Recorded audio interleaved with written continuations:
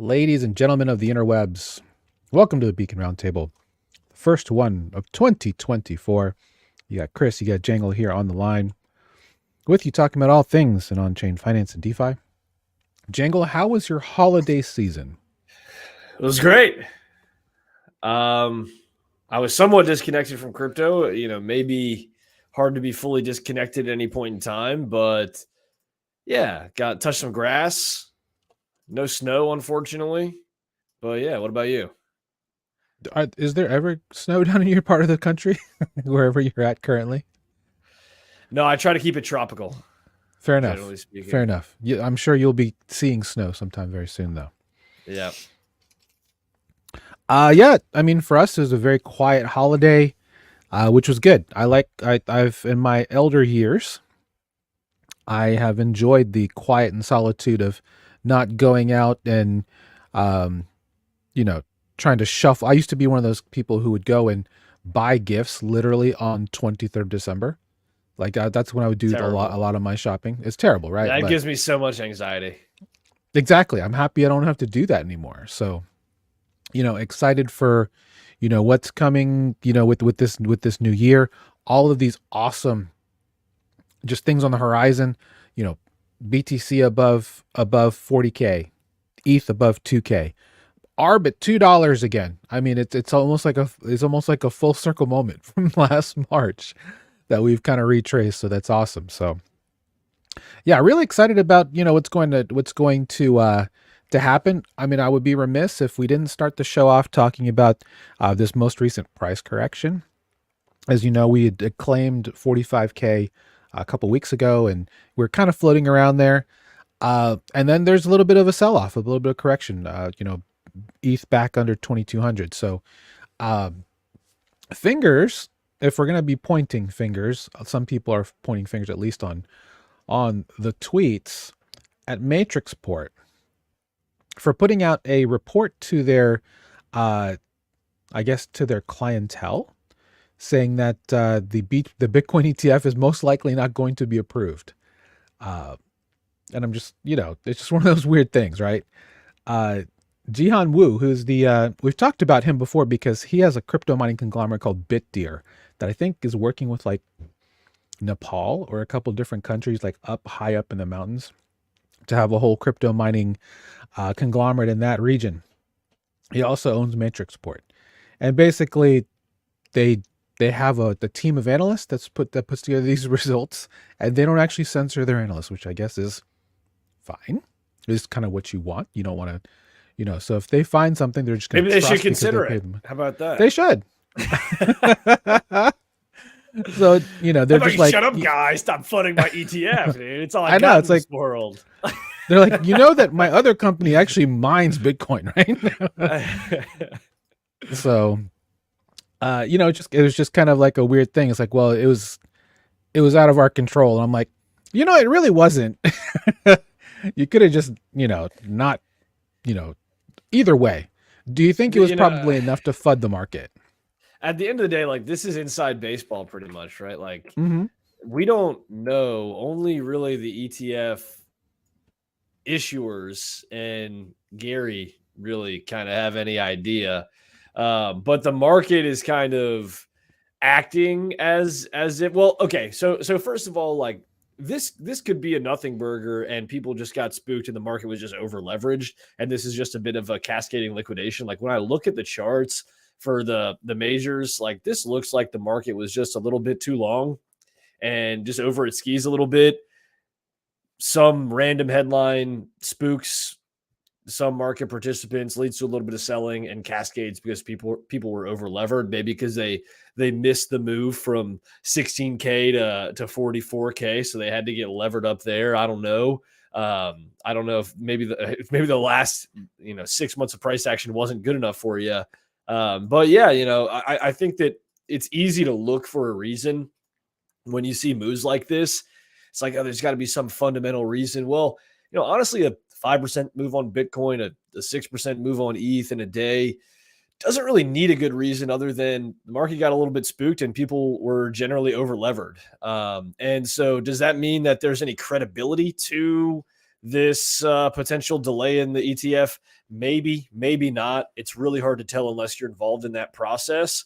I will say that we noted last week, I think that Kathy Wood had been selling some GBTC, and she recently, ARK is one of the ETF filers, and she had recently been doing like a podcast tour where she was talking about how bullish she was on the Bitcoin ETF and the high probability of it passing. And then kind of right after that, I don't know if she got new information or just talking out of the other side of her mouth, she started selling some GBTC when it had like a 7% discount. That obviously has shrunk a lot over the last year or so.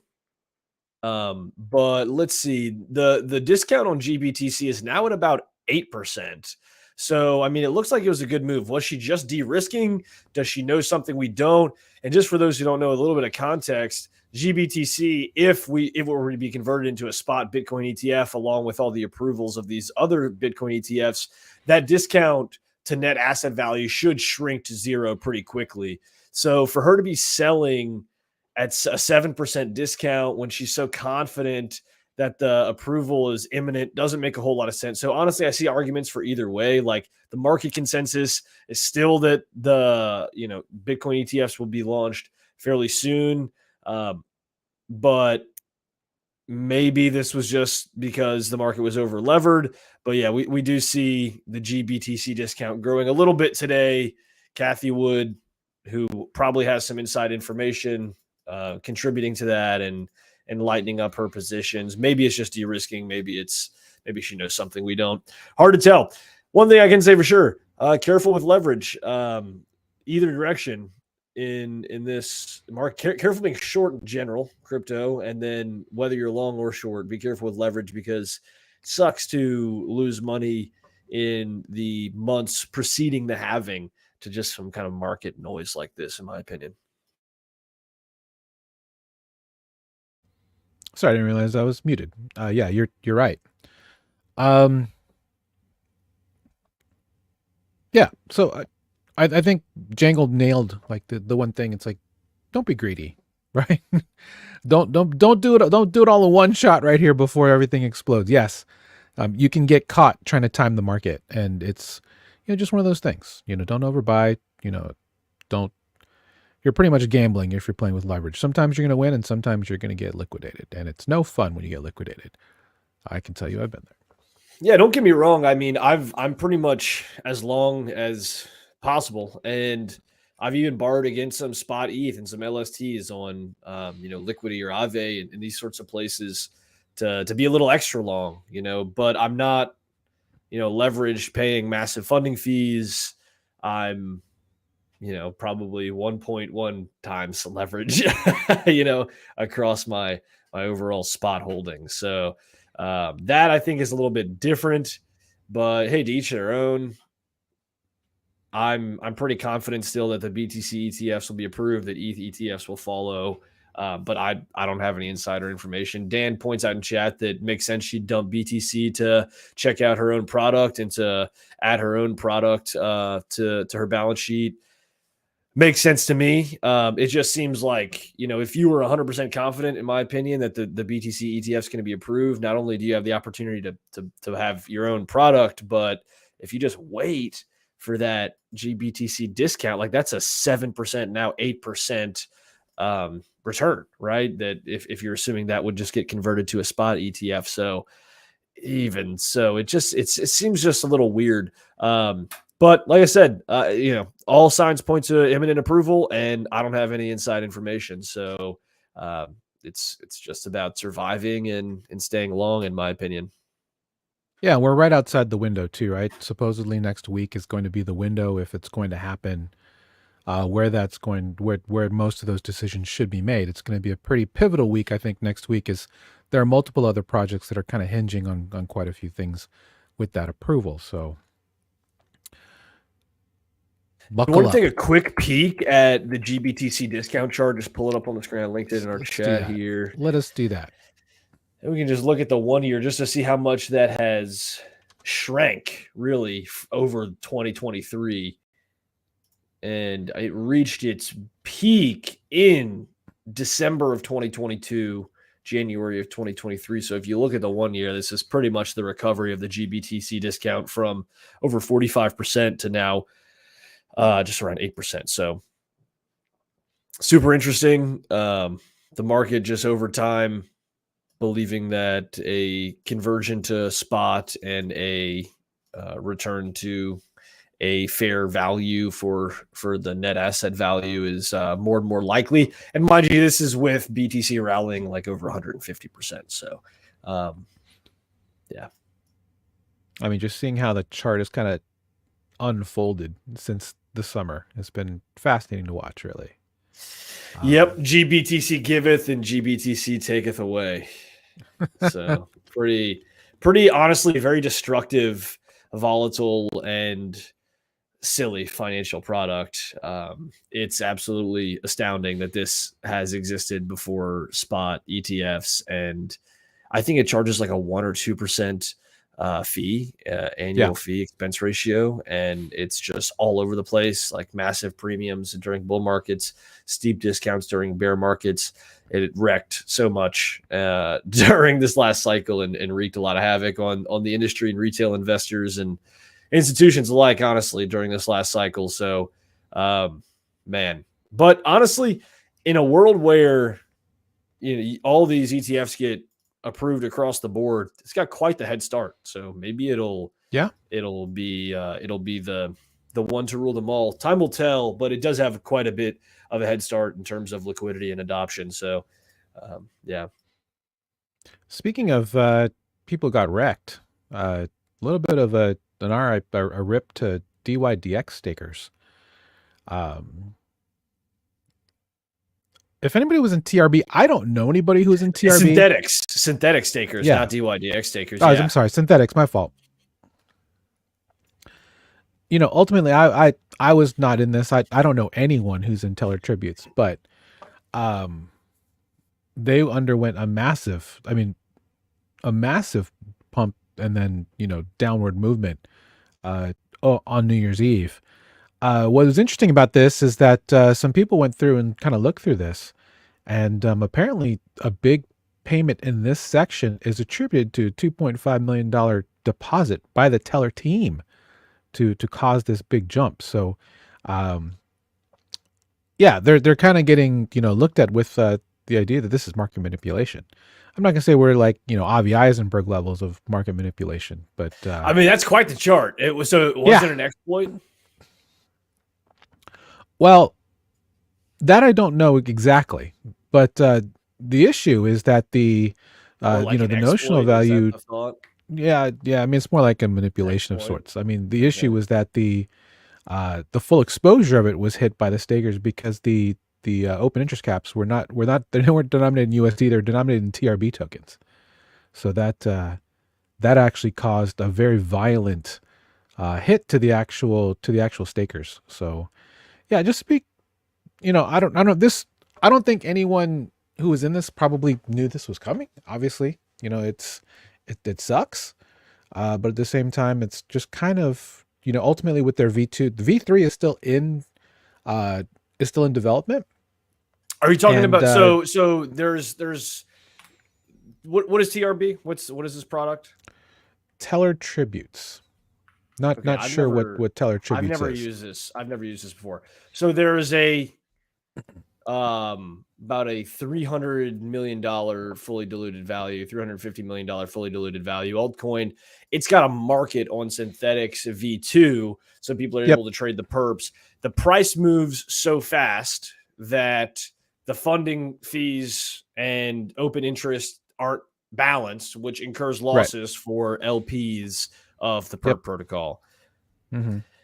Standard. So $2 million represents a few weeks of yield for synthetic stakers. It is a technical risk that I've kind of pointed out in the past and is somewhat of an issue in Synthetics V2. Also, kind of an issue, similar issue in GMX V1, right? With GLP, you're exposed to profit and loss, and it's GLP holders who are exposed to profit and loss of all pools in GLP V1 and all trading pairs. It's kind of like that, somewhat similar in Synthetics V2 as well, whereas V3 breaks it out into more isolated markets. So,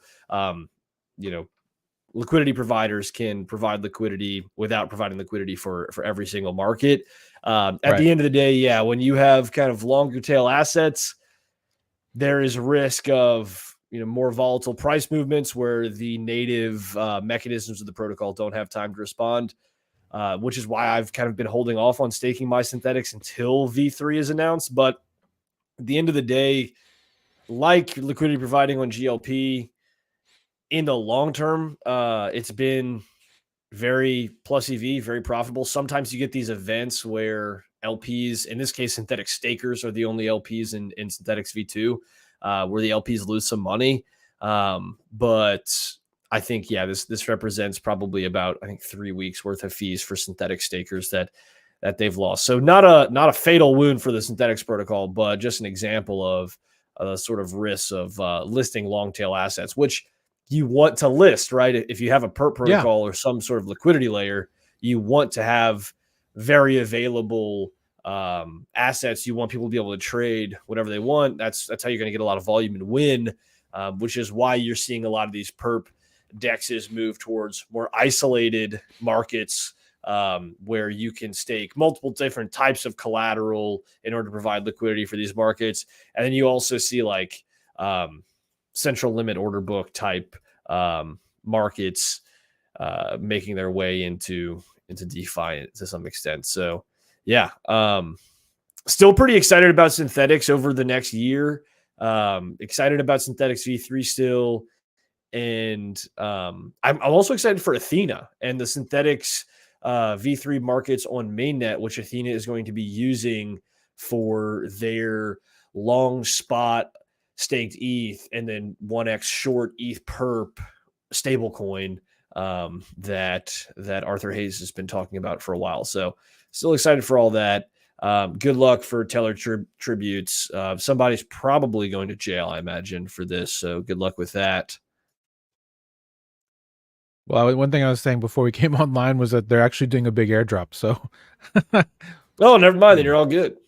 We forgive fine. Tribute Eno. Exactly. Tribute Eno. Go hit it right now. You're in early. They haven't even locked the liquidity yet. Go get it. Oh no. That is a speaking joke. Speaking of airdrops, for any new market participants or regulators listening, that is a joke. That's a joke. We did not say that. All right. But so it's not a joke. Yeah, let's tell them it's not a joke. Hitting the like button and subscribing. That's right. Sorry, we gotta say it. I hate saying it, but it's the rules. If you look at our charts, whenever we say it, the numbers go up. So make sure you hit the like button so that we can buy our Lamborghinis and hire our butlers can have their Lamborghinis as well. So please hit the like button. I just have to feed my village. Village very hungry. But a like for this podcast is a like for Manta Pacific. One thing that we, since the last episode, there's been a huge upswell in just all kinds of airdrop moves. To be an airdrop farmer right now, it was kind of cool, obviously, with ARB and all these other things that were coming about. You're doing all the pre-farming for things like, ZK Sangera and Layer 0, even Consensus with MetaMask and all this other stuff. And now you've got some big boy protocols coming. Not that those aren't, but these are actually dropping things and just out there, farming things. We already had Blast that we talked about previously. Manta Pacific came online in the last couple of weeks. January 2024, there's a claim on 50 million Manta tokens. Now, Manta itself is a layer 2 ZK, zero knowledge, with Celestia as the data availability layer. So one thing that they've talked about is how much they've already saved fees with regards to other L2s. I don't see there's something I'm looking for here that I don't see, but you can still join in. If you go to newparadigm.manta.network, there's an airdrop. You can bridge over to get some of these NFT rewards that will get you more Manta, I guess. You can also actually, so if you want to participate in that, you have to use this particular bridge. Otherwise, you can actually just bridge over using Orbiter. There are multiple protocols already there. QuickSwap, Layer Bank, Shoebill. These two are Lending AMMs, Pacific Swap, and QuickSwap are your dexes. And then you have farming protocols like Azumi, Asmatch, and Symbiosis. And then you can actually buy the NFTs if you want to go to element.market. So they're all available. Manta Pacific, pretty big splash. They've been working on this for, I think, nearly 2 years, I want to say. ZK roll up on Celestia and they're partnered with Polygon and Layer Zero as well. So quite a bit out there. Quite a few technologies we've talked about in the past. Obviously, Celestia was one of them. Mountain Protocol, which is USDM, that you could get if you bridge over USDC, you get USDM, is all part of this as well. So yeah, the actual day as to when you can no longer deposit to get the airdrop from Manta, I'm not sure. Their community is saying probably the 14th, but they're being very mum on the actual day. All they say is January 2024, but quite a few of our members in the mastermind have already put in here, so feel free to check it out. Another one that we recently found out about yesterday, I think, is Dimension. And if you've been following us for a while, we talked about Dimension, I want to say before Luna. I don't even remember that. Well, that's how old Dimension is. They were trying to become a layer 1 Cosmos chain that deployed roll-apps. And basically roll-apps are just app-specific app chains that are L2s on top of the Dimension code base, which is a Cosmos IBC. You can go here. Basically, they have multiple ways to qualify. Ethereum, Solana, Cosmos Hub, Celestia, Stride if you're liquid staking, Osmosis, and Stargaze if you own specific NFTs. So as long as you've had activity here, you should qualify. Pretty much, when we roll this out to the mastermind, pretty much all of them qualified. So it's just a matter of how much you're going to get. Yeah, and that's because there's such a broad base. So an insight I want to point out here is that, okay, an airdrop like Jito was so large because of two factors. Number one, the fully diluted value is high, right? It's a valuable protocol. And number two, the amount of people farming that airdrop or doing activity on Solana was low. So it was a high value and a low number of recipients. So this is, I'm not sure what the fully diluted value dimension is. I'm sure it's not nothing, but they give it to so many people that the individual allocation is a little bit lower. But, if you're like me and you've got, 10 or 20 different wallets that you're using, then, check it out. See, you should maybe have, 10, 30, $50 per wallet or something. So it might be worth, 10 or 15 minutes to claim a few $100, or maybe I know some people that they cross the 4-figure mark on this one, but honestly, not a ton. So yeah, check it out. And just keep that in mind. If you're farming airdrops, think like, what airdrops is everybody farming? Can I differentiate myself and increase the odds of getting a higher return on my time by farming things that other people aren't already farming that are likely to have a really high value? And that's essentially what it is. It's time. Like you see people that will go and do all of these campaigns like Galaxy or Zeely, all these other questing type apps, where you go and you join a community and they want you to farm, marketing things, liking tweets, following and doing things to earn points and stuff like that. All that they're doing here is asking you to farm time. And you obviously you can get more if you do other things for certain airdrops, like if you, host a validator node or do more technical things, test things out on their test nets and stuff like that. Again, it's all time, but then you get rewarded for your time for helping out with these airdrops. So one reason why we talk about airdrops quite a bit is because if you're a low capital farmer, this is an easy way to kind of get ahead. If you just took a lot of time and suddenly you have a 2,000 token airdrop for something that turns out to be, $1 to $5. I mean, that's a really hefty return on something that was probably just a little bit of your time every week or so. So yeah, there's been quite a few that have been out there that we've talked about over the last 6 to 12 months. Layer Zero supposedly took their snapshot in mid-December. Jupiter, if you're on Solana, their claim happens later this month. Blast goes live in the middle of the month. We talked about that last month. And then there's at least 5 to 10 other airdrops that are rumored throughout various blockchains, whether it be Ethereum-based projects, Solana, or Cosmos IBC. They're just popping up everywhere. So, there's an older joke that airdrops were just something that you could give to your 13-year-old cousin to do for you, to kind of give them something to do while you're off doing other things. And now it's become big time stuff. So, still could be that if you happen to have someone who just has a lot of time that can do some stuff for you, but just be careful out there. You can get burned.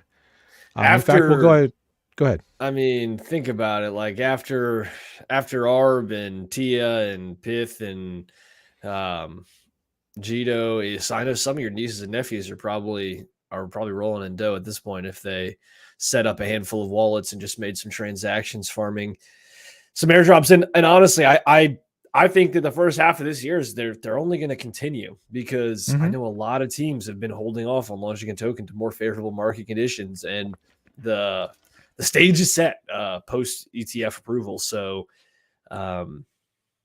it's if it wasn't before, which I think it was, it certainly is now worth it to get on chain and get active. Always make sure you're practicing wallet separation. Always make sure all of your funds are not on the same public address. You're separating your funds from your HODL stack, your main farming wallets, your airdrop farming. You're practicing good security practices. You're managing your approvals appropriately. If you need any help with that, drop a comment below with any questions. We'll get back to you. But yeah, once you've got a strong foundation of security, getting active on chain, it is worth it. And that's pretty much what you're being rewarded for. So yeah, you gotta put in the time to make the money. One thing we'll talk about from a PSA standpoint, jump a little bit forward. So there's an OG who, gosh, what did I do with that article? And his name is Bill Liu. Obviously don't want to roast him too badly, but he was going for this LFG airdrop, and it stands for less fees and gas is the organization. And it's basically trying to get Ethereum, farmers to come to Solana. And they're, I don't know how they've decided to raise capital for this. And anyway, you can get the LFG token airdrop to you. It was only really done in the last 24 to 48 hours in terms of the creation. So I'm a little sus about it, to be quite honest. But, unfortunately this gentleman, I'd be afraid of getting sniped. Oh, well, I guess.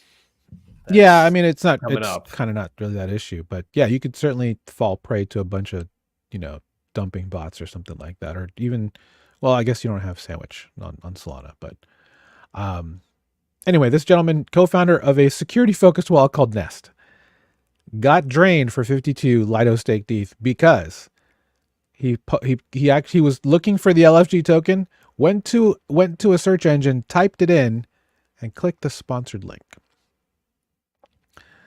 Jangle, let's talk about this. By sponsored, so for those who aren't familiar, you can pay Google money. They don't accept crypto yet, US dollars primarily, to have your search result appear at the top of the list. And hackers, ne'er-do-wells will do this with their phishing links. And Google, I guess they don't do a very good job of screening that out. So you Google something, you click the sponsored link at the top. It looks just like an airdrop claiming UI or Uniswap or, I don't know, whatever you guys are searching for. Club Penguin, whatever it is. And I'm glad that one got you, Chris. And then you get wrecked. You get turbo wrecked. Because then once you sign something, you look at your hardware wallet, you don't verify on the blockchain explorer that it's the right contract. You just sort of click buttons and you get scalped. So that's what happened to this guy. So how do you prevent this? Number one, if it's a DApp that you go to frequently, bookmark it. Always bookmark it and go directly to the source. And then importantly, whenever you are making any blockchain transaction, you read what the contract is that you're interacting with, and then you check the blockchain explorer to make sure that that's the contract you intend to interact with. Once you hit approve on your wallet, whether it's Rababee, whether it's MetaMask, Coinbase wallet, whatever, then you look at the screen of your hardware wallet and you make sure that what is displayed on that screen matches what you saw in the wallet and confirmed on the blockchain explorer. That's the whole process. But if you're ever unsure of how to get to the website, you don't already have it bookmarked, whatever, there are two ways to confirm that you're going to the correct URL, and it's best to do both whenever you're going to a site that you don't have bookmarked. Number one, DeFiLlama.com/directory. You go to DeFi Llama's directory, you type in the dApp that you want to go to. It has a link to go out to the website. So you can get the URL that way. Then you can go on Twitter and you can find the official project page on Twitter. How you know it's official is you spend time curating a good Twitter following. Follow me on Twitter at DeFi_Jangle and follow Chris. See, what is it? I forget your handle. Throw in chat or whatever. Oh, there it is right there. See Soriano right there. I don't know if there's an underscore in there. No. And then follow us on Twitter, but cultivate a good Twitter following of people who are in the industry and see if they're following that account, right? So DeFiLlama.com/directory, and then the official Twitter, get the URL from there. If they match, boom, that's the right one. Bookmark that, never Google it. So that's a pretty foolproof way of getting to the correct URL.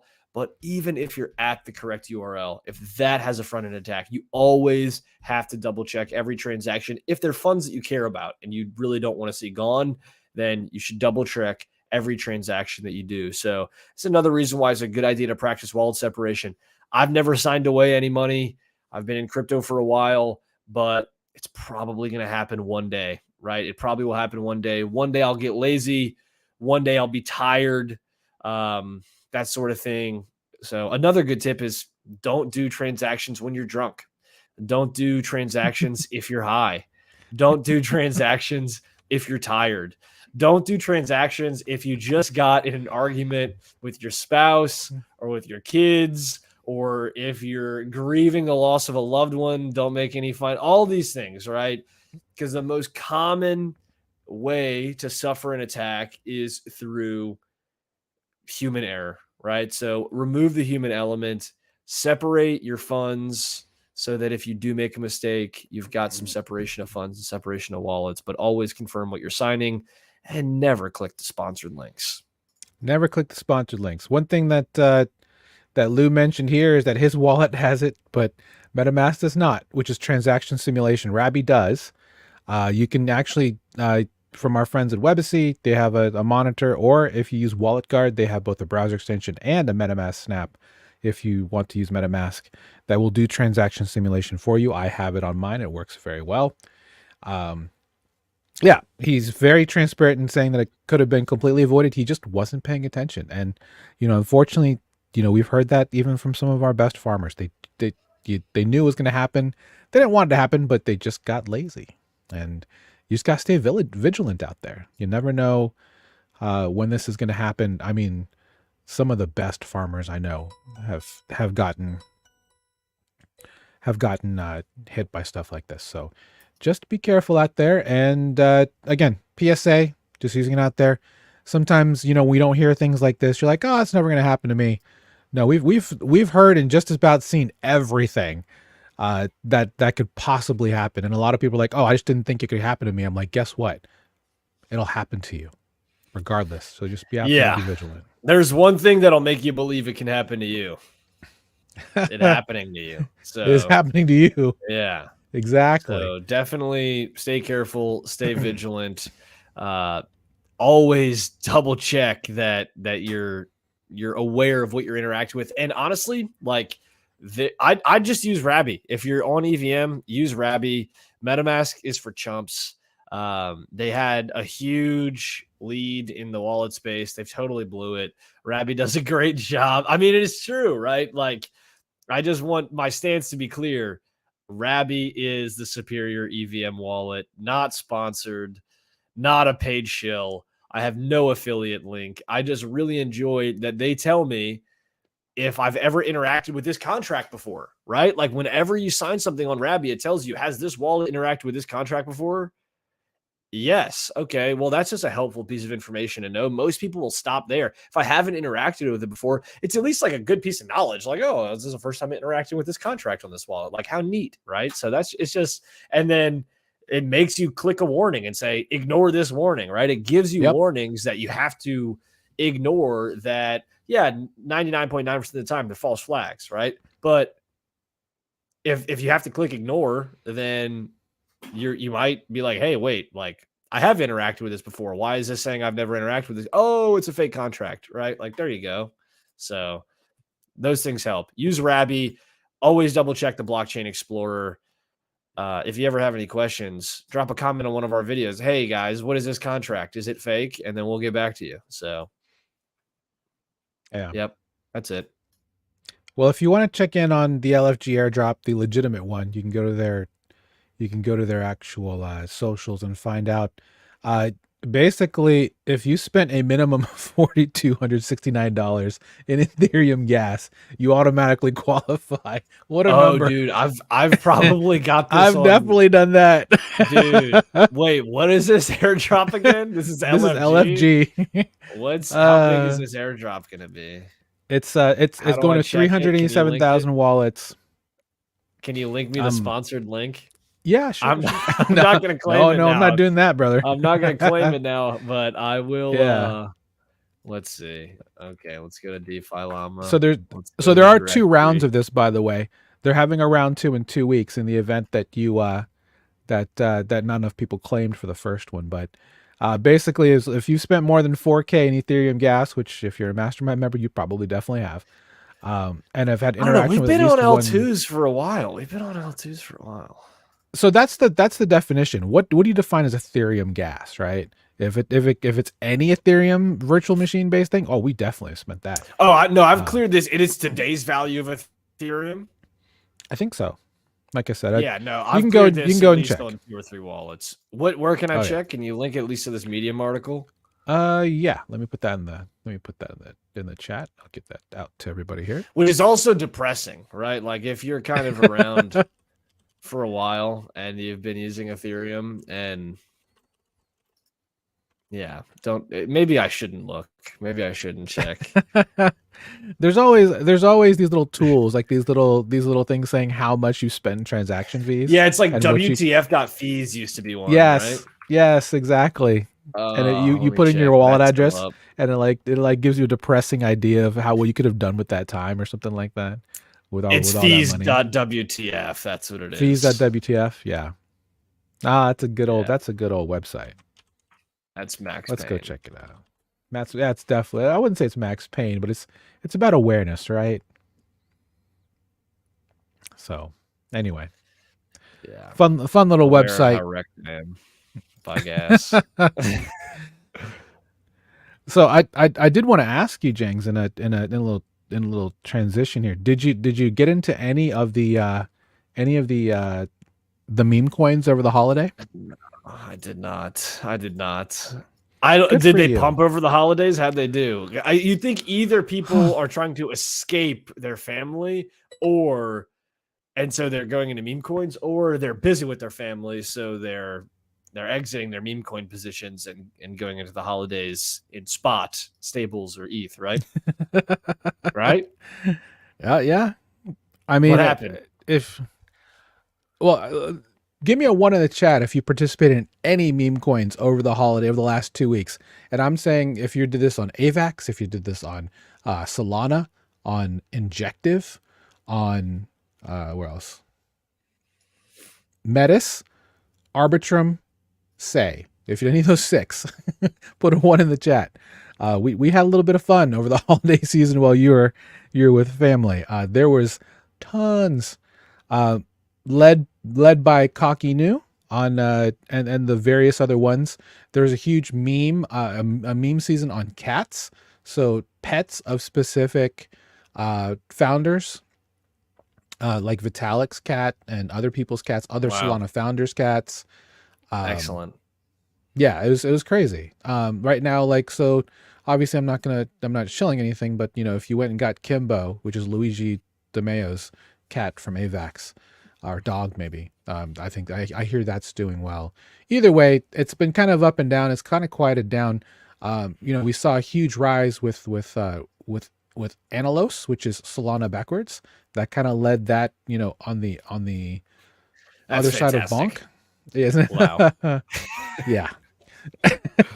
It did really well for a lot of people. I know multiple people who ran away with hundreds of Solana in profit off of the last 2 weeks. It's kind of crazy. And then you're seeing this on Metis came through with a new thing, and suddenly, you're seeing 100x's on Metis, which is an L2 that's out there. That's yeah. Anyway, I only bring this up because ultimately, AVAX being the environment that they are, have decided to create a culture catalyst fund to purchase 100 million in meme coins or something like that. The exact number isn't here, but they're going to be contributing to some of the biggest ones that are out there. So, yeah, good luck to all of you cocky new holders. Kimbo, Meat, Bear, Wolf, Balls, I believe is how it's spelled. Balls on you. That's what it's called. Not Inu, but on you. Oh my goodness. Yeah. Dude. And there's a whole bunch that are out there. So yeah, the amount of meme coins that are out there now on AVAX, and I keep hearing that they're starting to move back. They're moving towards Arbitrum. I'm not going to shill any, obviously, but you can certainly go out there and research meme coins. This is how we're back, right? Bull is happening because this stuff is exploding, and yeah, it's been. Take me back to the bear market, dude. Take me back to the bear market. It was so good. It was so good. While it was so, we were eating so good in the bear, right? So anyway, just it's interesting that AVAX, or Avalabs rather, is doing a campaign to buy meme coins of some of the best ones out there.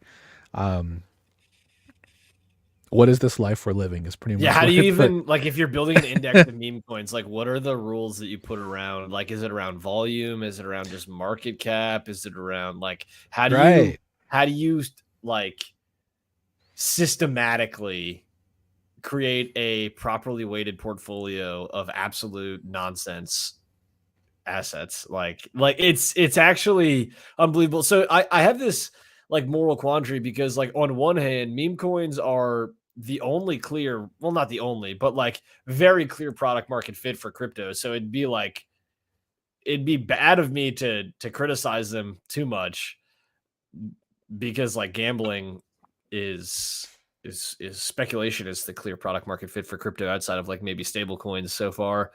And on the other hand, like it's very embarrassing, to be like, yeah, I work in crypto, and they're like, oh yes, I have some analysts. I hold Pepe. You too, huh? So yeah, no, it's tough scene. Don't very split on it, but oh well, here we are. Good thing it's not up to me. And it's not up to me either. And I'm just staring here, even looking at some of the BRC20 stuff, right? How does it make sense? I think in a lot of like ways, middle finger to TradFi. It kind of has to be, right? It has to be, right? It's more like institutions aren't here yet, so we're just going to sit here and find ways to wash what wins. And that's essentially what has happened here. It's just vampire attacks of liquidity all over the place, and hopefully you catch the right pump. It's like surfing, Jangle. Haven't you made that before? Yeah, I mean, I suppose, but it's just, there's so many, and they're so, like, there's no, maybe there are people who are good at just reading the culture and saying, hey, this is, people are going to press buy on this one because it's not just a dog, it's a dog with a hat, like, okay. Cool. Like, how do you know that? I guess maybe the there is probably an algorithmic approach. There are certainly sophisticated actors who are screening the contracts that are launching on various different chains for rug code, seeing if they have initial liquidity, punting, a few hundred or a few $1,000 into each of these, doubling down on the winners, finding a, way to take profit, etc. Like, so there is a system, but to get in to the right one, repeatedly is, I personally don't have an edge there. And so I think it's probably fun gambling. But yeah, that's all it is, we brother. certainly have people who do it. And do it well. And do it well. Some people do it well. Most people, I imagine, do not, just from from first principles thinking, like, there's got to be some fish at this meme coin table for sure. Yeah, I mean, it's either your early or exit liquidity, and most people, 99% of people, are exit liquidity. So, have a good time if you can make it there. We'll go ahead and move on to the next thing we wanted to look at, and that's for anybody who's wanting to actually farm. Hitting the like button. Yeah, that's fantastic. Yeah, so hitting the like button if you haven't hit it already, because we got more viewers than likers, which is tragic. Subscribe if you haven't. We're here every Wednesday, and I did my job. Sorry to interrupt you, Chris. Go ahead. No, you're good. You're good. Speaking of that, Gains Venerable Protocol on for perps on both Polygon and Arbitrum has released finally their new version of their STIP, of their ARB STIP. So, interestingly enough, it's not necessarily rewarding stakers. It's actually rewarding traders. 85% of the tokens that they got are going towards trading incentives. 15% are going towards liquidity incentives. So yeah, there's going to be a little bit to GNS stakers, but the opening for this has actually led to some really good yields.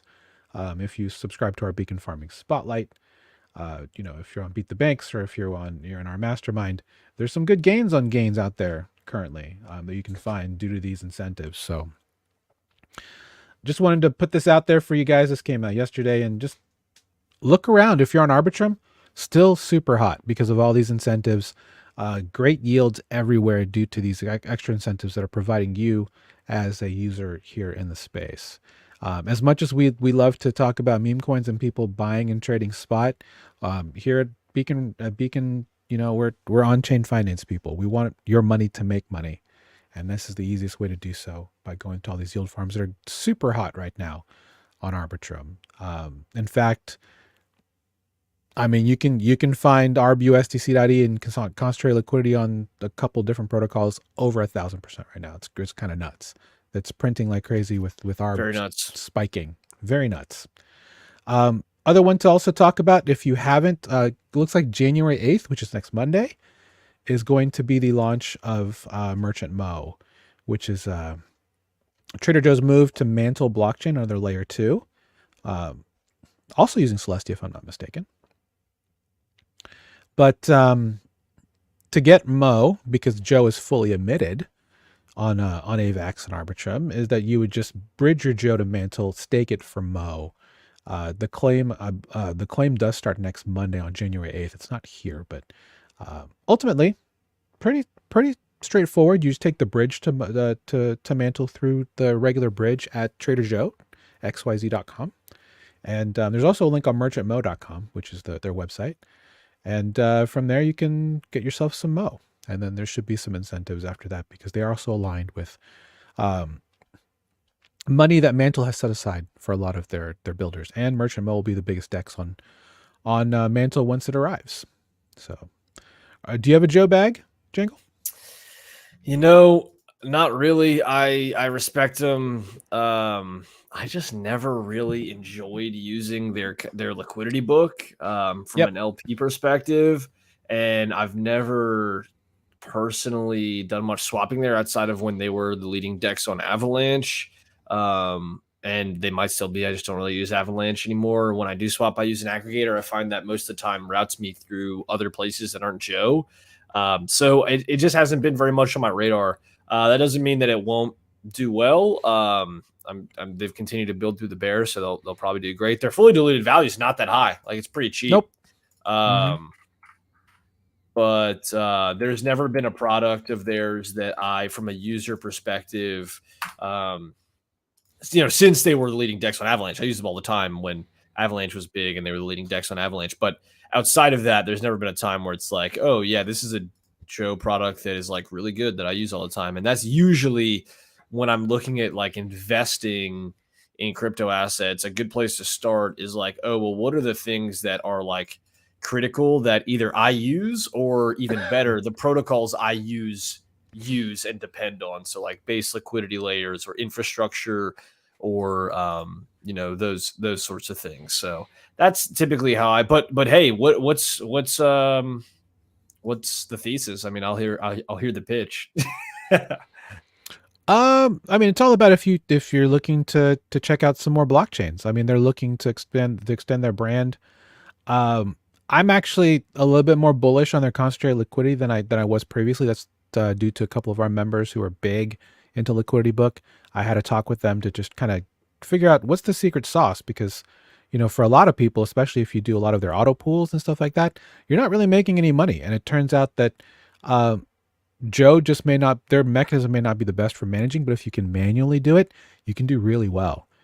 Mainly because it's a very customizable way to do concentrated liquidity. You can actually specify how many bins you want, meaning you can actually say how wide and how narrow your ticks or your bins can be for what you're staking, which is cool. And there's multiple ways to actually spray your liquidity at the liquidity you're providing, which is kind of cool. So and they have lots of at least on Arbitrum, they have really good incentives for those who do quite a bit of size trading. So if you're a size trader, or you are in their leaderboard, you get really good incentives if you're in their top 30 every 2 weeks. So on every pair.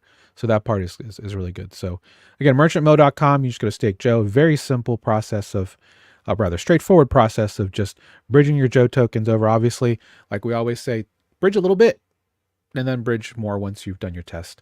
And then just stake them. And then January 8th is when the airdrop is supposed to happen, according to their obviously, they haven't officially put it here, so there could be a reason why they don't go next Monday, but tentatively, that's the countdown that they have in their community. So if you like Trader Joe, you have some Joe and you're looking to get some Mo, which is an airdrop, feel free to stake your Joe here. And then, of course, you can always just bridge it back to Avalanche or Arbitrum once you're done. Pardon me. Okay, moving on. We talk a lot about AI and crypto, but I found a fun little article on if they actually use ChatGPT and Bard to predict, and I didn't do Claude, but what do you think AI would actually say about predicting crypto in 2024? Interesting notes between the two is that they both predict a 6-figure BTC price, which I thought was interesting. Bard says 120. And GPT, GPT also hits 120. So I found that was interesting. Knowing what they know and all the things that are in their data set, Jangle, do you think it's interesting that they came to that price? I don't know. I've no clue, honestly. That seems pretty bullish. So it is. So I will quantify that there's some reasons to be a little skeptical, because Bard also mentioned that a breakout altcoin for this cycle in 2024 is going to be Luna. So I was just like, fantastic. Yeah, and I'm not Lunacy, Luna. So keep that in mind. Yeah, I thought that was interesting. But go buy some because Bard told me to. We set the bull off. I'm excited for all the algorithmic trading bros to get their hands on this cutting edge technology. For only $100 a month, you can have access to my AI trained algorithmic trading model. It's AI backed, so you gotta trust it. It's AI backed, audited by ChatGPT. It's the future. ChatGPT did have 5 breakout areas. One of them is going to be DePIN, which is the decentralized Are physical we infrastructure seriously network. quoting the 2024 predictions from an AI? You know what? I'm just because we've talked about this already, right? So I'm just seeing this is ChatGPT in line with our expert brains. And we've talked about DPIN as one. Another one, restaking protocols. Talked about that as well. DA, data availability layers, also talked about that with EigenLayer. And other groups starting to create DA just for that, like not only just Phantom, but Near is going to be helping out with that infrastructure as well. RWAs. So it's like, exactly, are they forecasting the future? No, obviously. And It then sounds like it's chimed in, or it's tapped into the echo chamber, the crypto Twitter echo chamber. It knows absolutely the narratives. That's funny. So yeah, obviously it's only going to report back on the models based on what they already have in their thing. So it's just funny. And the last one's going to be AI cryptocurrencies. Yes, of course. These are all the narratives we've already talked about. So now it should spin up a contract and shill it to everybody. Now that would be the meme coin of the century. That would be a supreme meme coin. Yeah. It's just like OpenAI. Honestly, that could be a way for OpenAI to get to profitability really fast. Is if they push an update to ChatGPT. Anytime anybody asks a crypto or investing relating question, it shills a particular OpenAI meme coin. Well, it's a token, bro. Yeah, and just to the moon. I'm here for it. Awesome. Well, we'll go ahead and land on this last one. It's really nerdy, frankly, but for anybody who loves, we're big fans of Vitalik Buterin. So ultimately, he has a new proposal up. Food for thought, really. And for most people, they're just going to be like, I don't understand this. But ultimately, there's 895,000 validators currently in the Ethereum validator network. Obviously, with post Denkun, which is the proto-dank sharding, these validators could rise. How do you scale this well to manage all of the new technology that's coming up? With new attestations, snarks, ZK proofs, just creating efficiency and having, because ultimately, if you're in validator, you're going to handle all of this. So it's like, how do we make it so, because ultimately the idea is that anyone could be a validator in Ethereum if they really wanted to be, right? But before, it's like you just have to have 32 ETH in a machine that could do it. And there are plenty that can do it, but it's always about trying to reduce those barriers to entry. So he came up with an idea that you just reduce the number of signatures required per slot, which is a time in the blockchain, from whatever it is to just 8K signatures. So yeah, I have not read this article, so I don't have much insight on this exact topic. But I will get around to it. It's always big brain. It takes me a long time to understand at a very surface level anything that Vitalik writes about. So that's usually a good time for GPT to jump in and help me summarize and maybe turn it into a PDF, load it into ChatGPT, and as I'm reading through it, be able to ask ChatGPT questions that's trained on the PDF. That's usually a good way to tackle. And then once, look at that math. That math just, it's mathing. So am I going to be mathing like that? Probably not. I'm going to doubt that. I really was hoping he was just spend all his time buying Analos and stuff like that. No, he was mathing. Yeah. He was mathing. Yeah. No, but I'll tell you what we should touch on is the final last thing is there's news Dan threw it in chat here that Goldman Sachs wants to be authorized an authorized participant for BlackRock and Grayscale's spot Bitcoin ETF. So more exit liquidity. Let's go. If Goldman's in there now, it it's icing on the cake, wouldn't you say? If I wasn't already maxed long, I'd buy. Yep. I would. Well, guys, that's us for this week. Thanks for joining us. Hopefully, you guys had a great holiday. Happy to have you here. We have so much awesome things on the horizon here at Beacon for 2024. And yeah, anything else you want to add, Jangle, before we head home?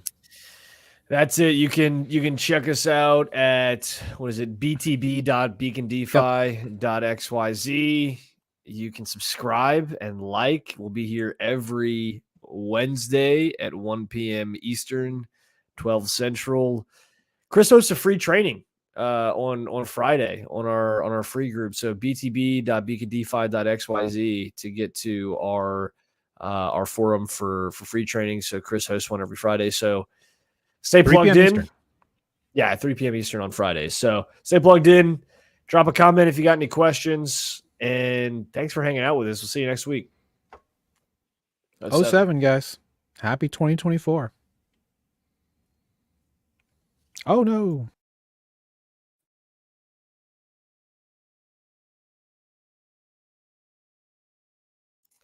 Chris said, oh, no. And then now he's gone. And I think we're still live. Okay. Well, hey, guys. I hit the wrong button. I hit to the end stream. I left the studio. I'm like, oh, God. Yeah, 2024. Off to a good start. Here we go. Thanks See you guys later. See ya.